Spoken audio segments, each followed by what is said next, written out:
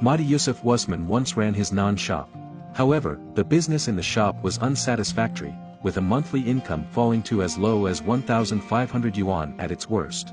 To make matters more challenging, his wife was working away, and he was left alone to care for the children. In 2019, aid-Xinjiang personnel from Tianjin set up a standardized food processing factory here. As a skilled naan maker, Matiyusuf was invited to join. After training, he officially started working in the naan factory. The naan produced in the factory is standardized, requiring uniform size, weight, and shape. Initially, he found it difficult and often made substandard naan.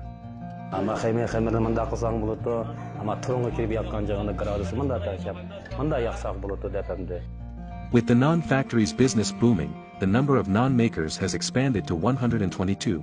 Matiyusuf was promoted to group leader, now earning 4,000 to 5,000 yuan a month. He has more time to spend with his children, and his wife has decided to return home.